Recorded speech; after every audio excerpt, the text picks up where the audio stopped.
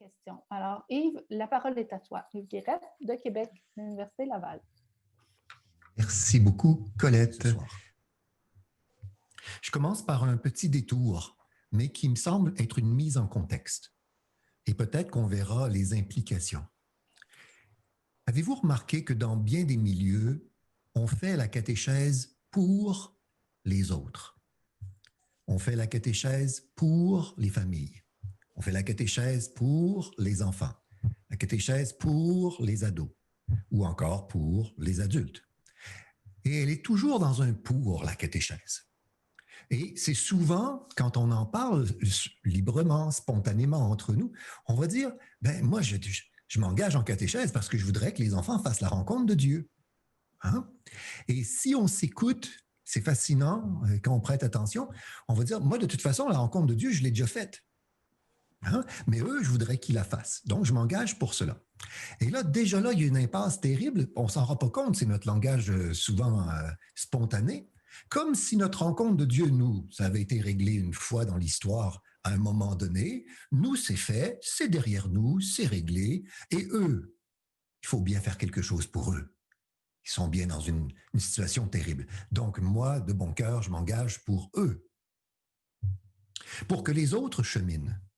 Et alors, nécessairement, quand on est dans cette attitude qui est plus forte que nous-mêmes, des fois, on se transforme en animateur de catéchèse, en organisateur d'activités catéchétiques, et puis on fait des invitations pour qu'ils viennent vivre la catéchèse.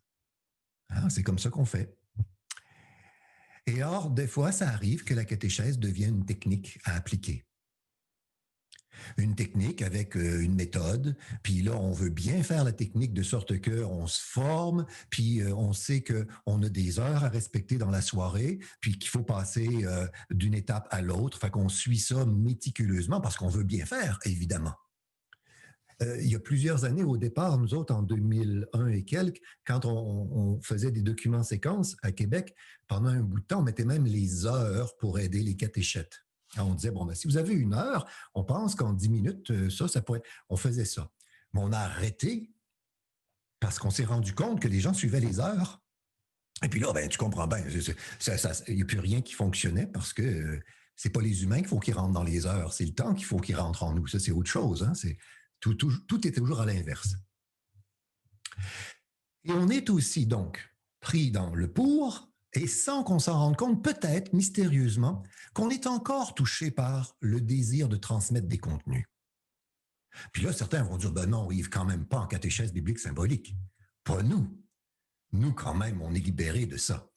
Ben, écoutez, peut-être pas vous, mais on va parler des gens dans d'autres pays d'abord, OK, qui font de la CBS.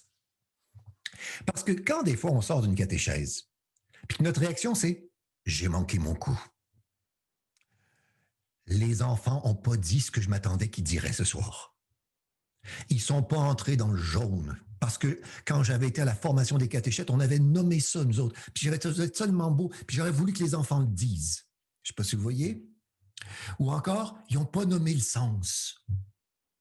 J'ai eu beau leur expliquer, ils ne l'ont pas nommé. Là, sans qu'on s'en rende compte, on est en train, finalement, de révéler qu'on a un paquet de contenus qu'on aimerait bien que les autres endossent, nomment, s'approprient. On est encore dans un pour, sans qu'on le sache. Et ça, des fois, c'est plus fort que nous. C'est comme ça. Je fais une parenthèse d'ailleurs sur la question du sens. On voudrait que le sens que le texte a pris pour nous, si on a fait une catéchèse entre catéchètes à l'avance, avant la catéchèse, on aimerait bien que les enfants trouvent le sens. Et là, je vais vous dire que ça, c'est une construction de l'esprit. Parce que vous ne pourrez jamais transmettre du sens. Vous ne pourrez pas transmettre ni le sens de l'Eucharistie, ni le sens du baptême, ni le sens d'un texte biblique. Vous ne pouvez pas faire ça. Vous aurez beau essayer tant que vous voudrez. Au mieux, ils vont répéter vos mots. Parce qu'il n'y a que chaque personne qui vit quelque chose qui peut, de son lieu, interpréter ce qu'elle vit et donner du sens à ce qu'elle est en train de traverser. Je ne sais pas si vous voyez. Et on peut être plusieurs personnes à vivre ensemble un même événement et personne ne va lui donner le même sens. Parce que je donne du sens à partir de ce que je suis, de mon histoire, de ce qui est important pour moi, de ce qui me projette en avant, ce qui donne cohérence à mon existence. Et évidemment, chacun construit le sens de sa vie à partir de ce qu'il est. Et de sorte que ça ne se communique pas le sens. Mais on peut s'accompagner mutuellement dans la parole qui construit du sens. Ça, c'est autre chose. Vous voyez, ça, c'est autre chose. Alors qu'à chaque fois qu'on veut communiquer le sens du texte, on est pris, alors on fait du sens un contenu. Je ne sais pas si vous voyez. Alors, si la catéchèse est pour les familles, pour les ados, pour les adultes, pour les enfants, je crois que c'est là notre tendon d'Achille. Parce que la catéchèse, je ne crois pas que c'est pour les autres. Je crois qu'elle est d'abord pour nous. Et là-dessus, on n'est pas toujours habitué à ça. D'ailleurs, avez-vous remarqué comment en Église, c'est très rare qu'on va faire catéchèse entre personnes engagées, baptisées, entre ministres ordonnés, entre laïcs et ministres. C'est pas pour nous, la catéchèse. C'est pour les autres. Nous, on n'a pas besoin de ça. Je ne sais pas si vous voyez. Mais c'est très, très, très évocateur de l'instrumentalisation de la catéchèse. La catéchèse, ça sert pour les autres, pour qu'ils comprennent ce qu'on a compris nous autres, parce que c'est réglé déjà. Mais en fait, si je suis dans un pour, ça veut dire que je suis à l'extérieur de l'activité catéchétique. Je ne sais pas si vous voyez, je le fais pour les autres. Et là, vous voyez l'impact que ça va avoir tranquillement sur la question de ce soir, sur la question de la prière. Vous me voyez venir, hein, l'arrière-fond qui se dessine tranquillement. Parce que je peux devenir plutôt un technicien ou une technicienne de la catéchèse qu'une personne catéchète. C'est-à-dire que j'applique la technique. Et quand on commence en catéchèse, c'est tout à fait normal, l'insécurité, la peur de se tromper, l'environnement nouveau fait qu'on va s'accrocher à la forme. Et il va y avoir catéchèse bien des fois, il ne faut pas séparer les choses de façon aussi drastique que cela. Mais ça peut arriver qu'il en soit ainsi. Hein? Mais si ce jeudi soir-là, quand je fais catéchèse, Dieu avait quelque chose à me dire à moi aussi. Ici, c'était le rendez-vous de Dieu pour moi. Et que paradoxalement, j'ai le privilège de voir des gens qui veulent vivre catéchèse pour me donner la chance de vivre catéchèse moi aussi. Je ne sais pas si vous voyez comment j'essaie de tout renverser. Alors, je ne le fais pas pour eux. Ils deviennent le prétexte pour que moi, j'ai la grâce, la chance et le privilège, parce qu'ils ont demandé à faire catéchèse, que moi aussi je puisse, avec eux, faire l'expérience d'écouter la parole. Et là, je ne suis plus dans un pour eux, je deviens tout à coup un pour moi. Et si alors l'expérience trouve une signification dans leur existence et qu'ensemble on fait une expérience significative, tant mieux. Mais la catéchèse, c'est d'abord pour moi. Et tant mieux s'ils y trouvent leur partie.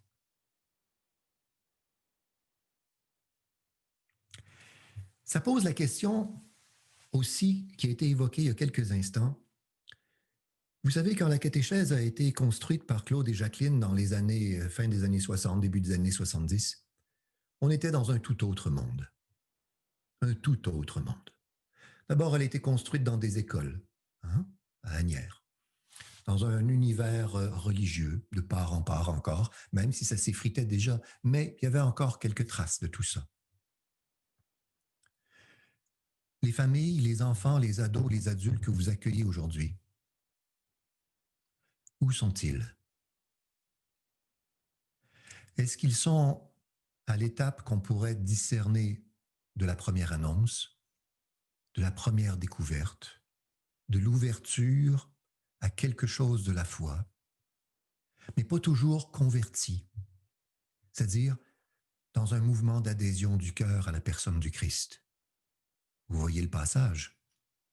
Donc la première annonce, c'est ce temps missionnaire de l'Église qui se présente au cœur du monde avec quelque chose dans tout son être à dire à ce monde et à entendre de lui. Parce que ce n'est pas juste quelque chose qu'on a à dire, évidemment. Hein? Et si on est en présence de jeunes familles, d'enfants, d'ados, d'adultes, puis là, je vais même aller plus loin, parce qu'on l'a entendu tout à l'heure, de catéchètes, qui ne sont pas à l'étape de la conversion nécessairement, mais de la première découverte, de la première exposition aux choses du christianisme, aux histoires de la Bible, à la découverte qu'il y a des récits qui parlent d'un certain Jésus qu'on connaît à peine. Je ne sais pas si vous voyez. Alors, si avec ces personnes-là, vous faites prière, vous risquez d'être violent. Qu'est-ce que je suis en train de dire? C'est que vous pouvez précipiter l'évidence d'une adhésion qui devrait être connaturelle ou évidente. L'adhésion dans la foi à la personne du Christ. Je ne sais pas si vous voyez. Parce qu'on est rendu à cette étape-là et maintenant, il faut que tu pries. Et d'ailleurs, vous allez voir comment on dit les choses, il faut qu'on fasse la prière. J'espère que vous souriez un tout petit peu en entendant l'expression, parce que c'est celle qu'on a toujours à la bouche. On va faire la messe, on va faire la prière, on fait bien des affaires. Hein? Et dès qu'on dit qu'on fait la prière, en partant, on est déjà dans une fausse piste. La prière est fondamentalement adhésion. Elle n'est surtout pas obligation de produire un discours croyant et confessant. Ça ne peut pas être ça. Ça, c'est contention. Ça, c'est conduire l'autre là où est-ce qu'il n'est pas. Parce qu'au nom d'une forme, d'une structure ou d'une méthode qui obligerait qu'il y ait la prière à la fin. Je ne sais pas si vous voyez. S'ils sont timides, s'ils ont de la peine à dire des mots de leur foi, peut-être est-il essentiel que la prière devienne pudique, tout en retenue, dans un respect profond, dans une liberté d'y participer ou pas,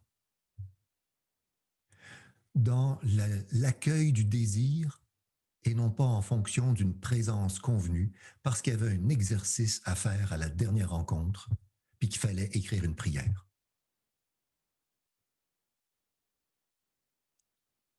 Parce que je crois qu'alors,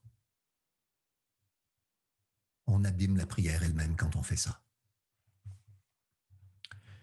Je ne crois pas qu'on fait la prière, c'est la prière qui nous fait. C'est tout autre chose. Et quand on veut que dans la prière, les enfants prient du bleu dans le vert, qu'ils prient dans le vert, puis qu'à partir de 9 ans, on veut qu'ils prient dans le jaune, puis que là, on a des formes pour que ça marche, puis qu'on veut que les ados aient une prière existentielle, puis qu'on souhaite bien que les adultes aient une prière aussi qui nomme leur vie, puis ce qu'ils sont, puis ce qui les habite, puis leurs émotions, leurs sentiments et tout le reste. Je crois qu'on peut instrumentaliser la prière pour ce qu'on pense qu'elle doit être. Et la prière n'est surtout pas le fruit qui arrive à la 4e étape de la catéchèse, comme si c'était nécessairement un fruit qui devrait tomber parce que j'ai bien fait la méthode et donc le fruit devrait être mûr. On est rendu là, donc c'est de même ça marche. Je crois plutôt que la prière est fondamentalement fragilité ou encore silence habité. J'ai bien dit silence, hein? Ou encore un sans mot qui balbutie, mais qui préférerait se taire. Ou encore désir de se retirer dans sa chambre. Surtout pas avec les autres sur la place publique. Matthieu 6, verset 6. Pour toi, quand tu pries, retire-toi dans ta chambre. Ferme la porte et prie ton Père qui est là dans le secret. Et ton Père, qui voit dans le secret, te le rendra.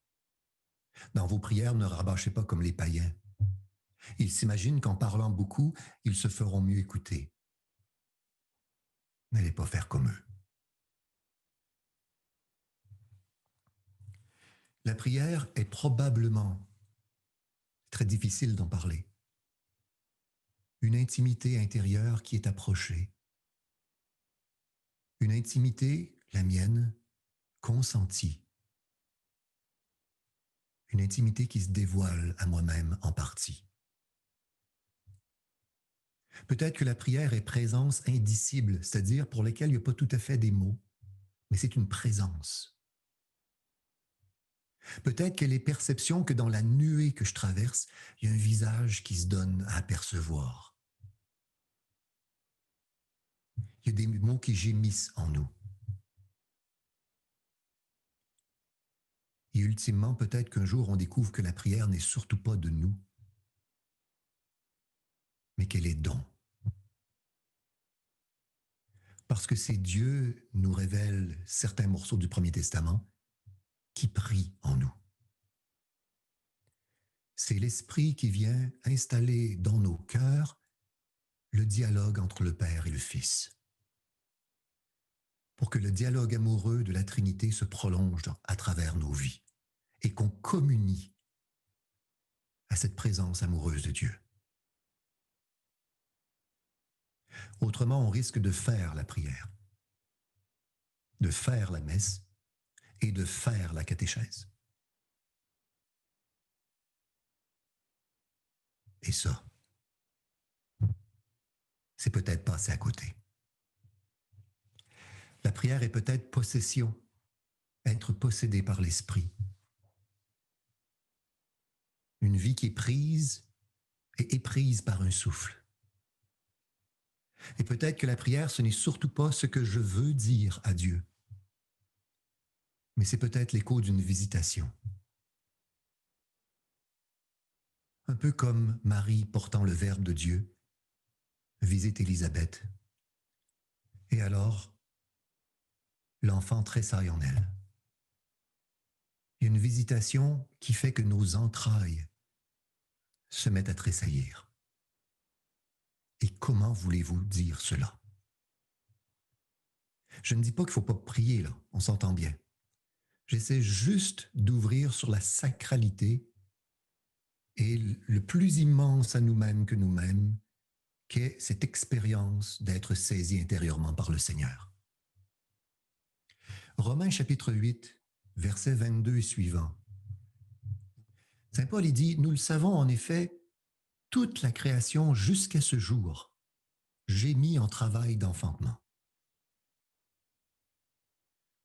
Et non pas elle seule, nous-mêmes qui possédons les prémices de l'esprit, nous gémissons nous aussi intérieurement dans l'attente de la rédemption de notre corps. C'est-à-dire que une aspiration plus profonde que toute, mais qui est gémissement. Ce n'est pas des cris très clairs, là, ça nous travaille de l'intérieur. Il continue, verset 24, car notre salut est objet d'espérance. Et voir ce qu'on espère, ce n'est plus l'espérer. Je ne sais pas si vous voyez, là. C'est terrible ce que dit Paul.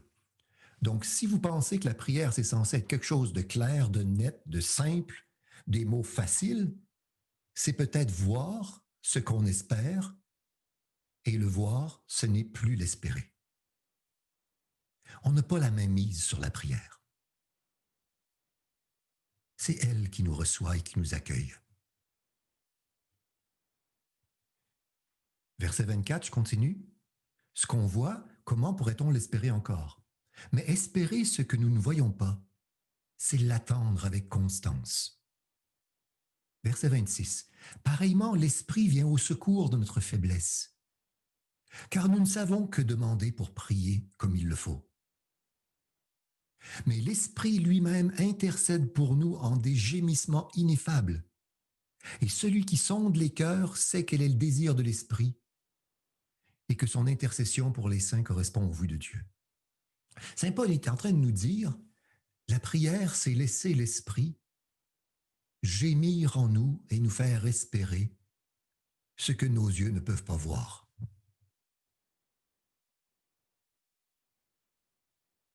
C'est pas quelque chose de mécanique. C'est pas une technique. C'est pas une composition de français. C'est même pas prends un mot image puis mets-le dans ta prière pour faire de quoi de bien. C'est même pas ça, même si je le récuse pas. C'est comme ça qu'on procède. Mais si on est habité de d'autres choses, on ne le fera pas de la même manière. Je ne sais pas si vous voyez. J'achève, il me reste quelques minutes, puis je vais rentrer dans mon temps. Le grand danger qui nous menace, c'est d'enfermer la prière dans le religieux au sens négatif, dans la structure, dans la forme, et ainsi de pervertir et de réduire la prière à peu de choses. Je crois même que nous n'avons pas besoin de catéchètes, mais qu'on a besoin de mystiques. C'est autre chose. Des personnes qui s'engagent en catéchèse, pas pour faire la catéchèse, d'abord pour la vivre, et qui se laissent dans leur vie doucement travailler par le silence et l'attente de la prière, comme on attend une visitation. Et ce sont ces personnes-là qui ouvrent à la prière.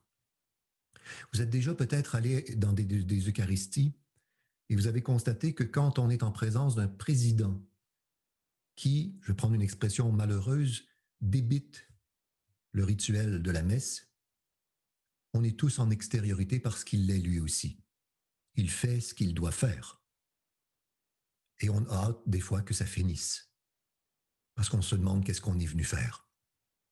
Ça arrive parfois peut-être. Mais il y a d'autres occasions où on va à l'Eucharistie et il y a un prêtre qui, pour toutes sortes de raisons, est en train de prier.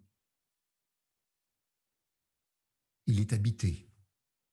Et quand il ferme ses yeux, mystérieusement, les yeux des hommes et des femmes dans l'assemblée se ferment doucement. Et il nous emporte dans la prière. En priant, il ouvre le chemin de la prière pour les autres. C'est peut-être pour ça qu'on a besoin de mystiques et non pas de catéchètes. Je ne sais pas si vous voyez. Faites attention, j'adore le mot catéchète. C'est le mot qui est pour moi le plus noble pour me définir, d'accord? Donc, je ne suis pas en train de dénigrer ce mot-là, au contraire. Mais j'essaie juste de l'ennoblir peut-être. C'est des catéchètes mystiques dont on a besoin. Je ne sais pas si vous voyez. Je me résume en quelques points rapides, juste pour ramasser quelques mots. Je crois que ce n'est pas la conversion des familles, des enfants ou des autres que l'on doit viser en catéchèse. Mais c'est notre propre conversion, notre propre rendez-vous de Dieu, qu'on a le privilège de vivre et revivre sans cesse à chaque fois qu'il y a des hommes et des femmes qui frappent à la porte pour vivre catéchèse. Ce que l'on est gracié de pouvoir vivre catéchèse, et comme des fois on peut passer à côté si on pense qu'on est engagé pour faire la catéchèse. Vous voyez la nuance?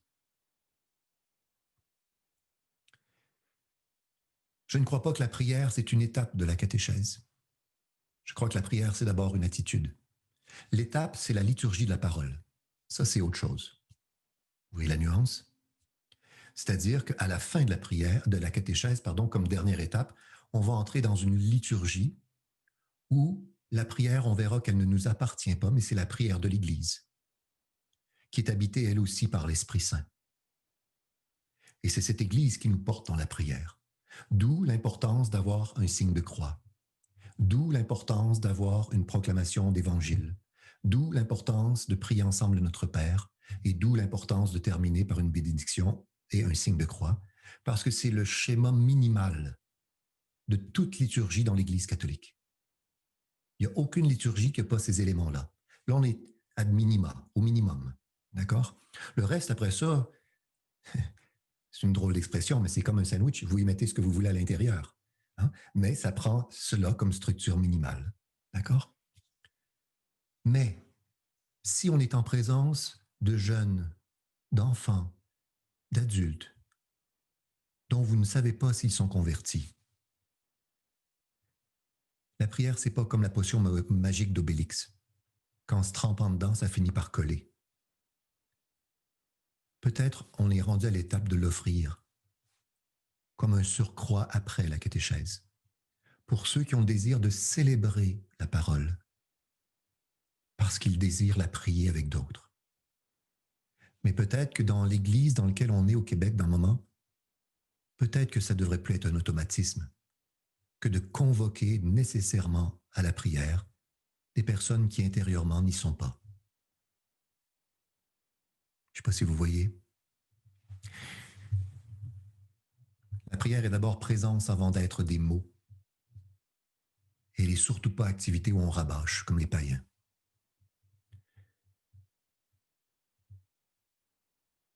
Je pense qu'une dernière phrase que je vous laisse. La prière, c'est notre parole qui s'extasie et qui perd les mots. Parce qu'une présence est toujours au-delà des mots. Les mots sont toujours insuffisants pour dire la présence. Mais c'est alors qu'on devient parole. Et parfois, il y a des mots fragiles qui jaillissent pour dire la beauté de l'innommable en nous. Et le reste, ça ne nous appartient pas.